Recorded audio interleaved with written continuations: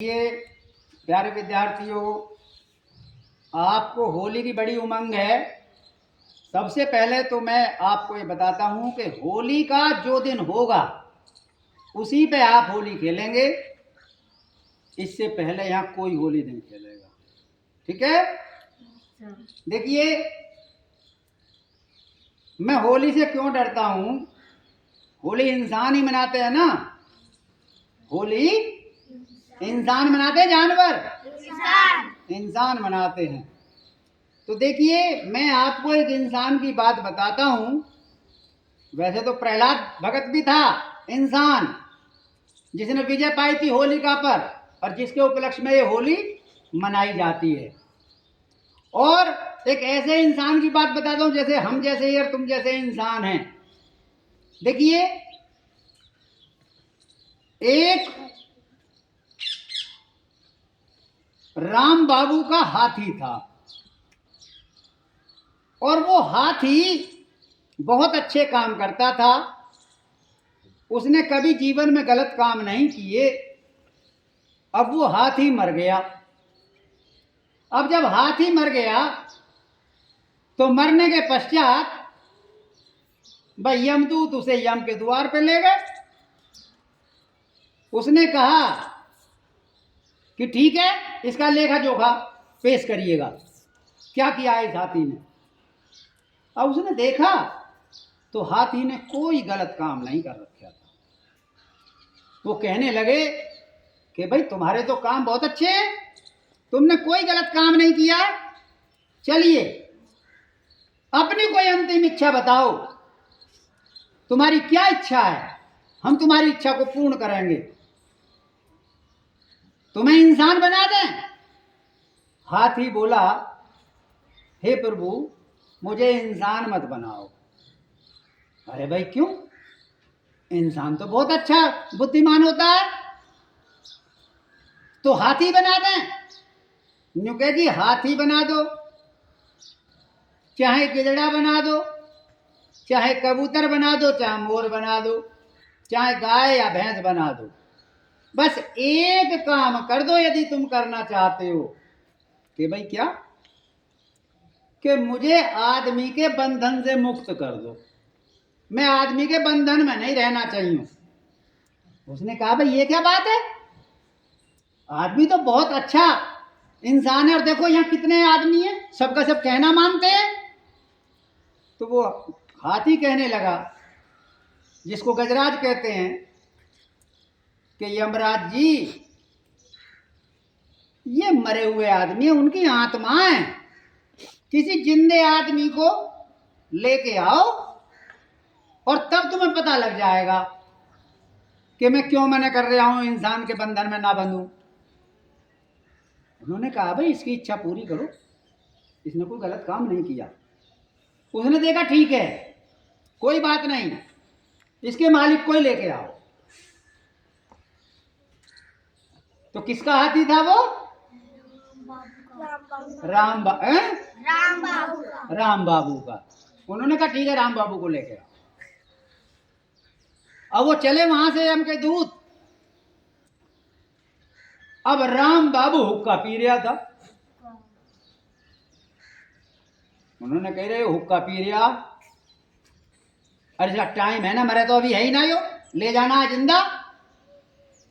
इसका सोने का इंतजार करो भाई, सोने का इंतजार करना पड़ेगा, कैसे लेके जाऊं इसे। उन्होंने इंतजार किया। अब राम बाबू चारपाई पे सो गया रात को, और जैसे ही सोया, उन चारों यमदूतों ने अपना चारपाई उठा ले और उठा के लेके चल दिया ऊपर को। अब उसकी बीच में आंख खोली। राम बाबू बोला, ये मैं कहाँ उड़ा जा रहा हूँ? ये तो बड़ी अजीब बात है भाई। अरे मुझे कहाँ ले जा रहे हो? वो यमदूत बोले कि हम तुम्हें ले जा रहे हैं यम के द्वार पे। कि मैं कोई मर गया? कि हम ना मरे ना हो, जिंदे ही बुलाए हो। उसने कि जिंदा बुलाया, कोई ना कोई बात तो है भाई, मैं कैसे बचूं अब? वो तरकीब सोचने लगा। अब उसे उसकी चारपाई पे ही एक कापी सी रखी थी, एक पेन रखा था। उसने वो कॉपी पेन ली और कुछ लिख दिया और लिख के बोला कि मेरे पहुंचते ही ये चिट्ठी यमराज को दे देना। जी ठीक है, दे देंगे। अब वो लेकर के वहां यमराज के यहाँ जैसे ही उन्होंने चारपाई उतारी, उन्होंने वो कागज लिखा हुआ यमराज को दे दिया। अब यमराज ने वो कागज पढ़ा तो यमराज ने अपनी कुर्सी छोड़ी और उस आदमी को अपनी कुर्सी पे बैठा दिया कि जी अब आपका कार्य है ये, आप संभालेंगे इस कार्य को। और राम बाबू बोला ठीक है, लाओ सबका लेखा जोखा, कौन नरक में है कौन स्वर्ग में है। उन्होंने लेखा जोखा देना शुरू कर दिया। बोला आज से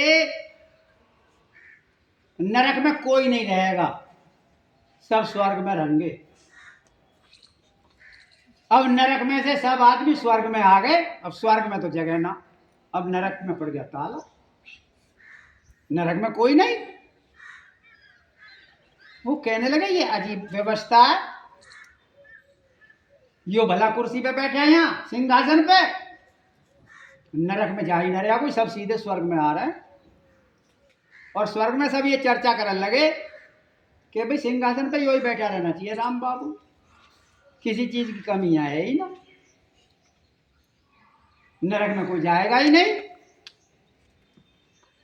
अब उससे यमराज भी परेशान, यम के दूत भी परेशान, नरक में कोई काम धाम नहीं और स्वर्ग में चैन नहीं, क्योंकि स्वर्ग में दिख ले जो भी दिख ले, कोई जाओ सब स्वर्ग में, कोई जाओ सब स्वर्ग में। अब उस राम बाबू को एक डर भी सता रहा था। वो ये कह रहा यदि तेरी वो चिट्ठी पकड़ी गई तो तुझे पता नहीं क्या सजा मिलेगी।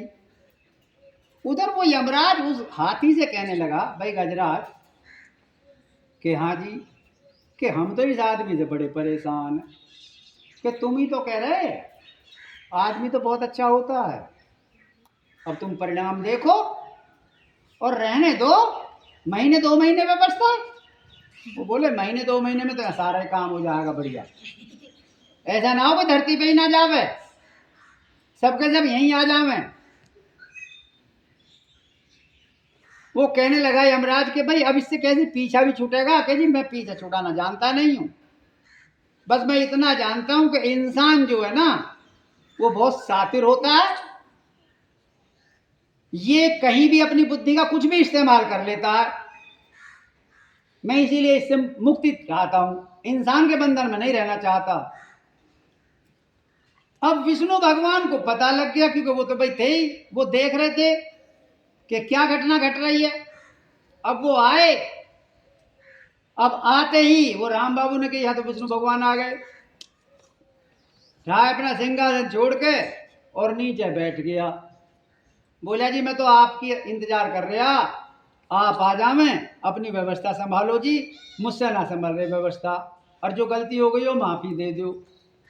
तो वो गजराज कहने लगा कि देखा जब इंसान पर कोई विपत्ति आती है, दंड मिलने की संभावना होती है, तो वो उसको पहले ही खुश करना शुरू कर देता है। मैं आपका इंतजार कर रहा जी, मुझे माफ कर दो जी, और मुझसे व्यवस्था नहीं संभल रही जी। तो वो यमराज कहने लगा कि भाई गजराज की बात सही है, इंसान तो बहुत शातिर दिमाग का होता है, लेकिन ये बताओ भाई राम बाबू तुमने क्या घटना क्या वो चलाई है। उन्होंने जी जब ये ला रहे मैं यूं सोच रहा पता नहीं क्या दंड देंगे, तो मैंने चिट्ठी लिख दी। वह विष्णु भगवान ने थोड़ी लिखी चिट्ठी, मैंने ही लिख दी और उसमें लिख दिया ये जो आदमी आ रहा है इसको जाते ही यमराज का सिंहासन सौंप देना और तुम इसके अंडर में चलना। और उस पर साइन मैंने कर दिए विष्णु भगवान। अब जब विष्णु भगवान के साइन हो गए तो यमराज कैसे मना करता।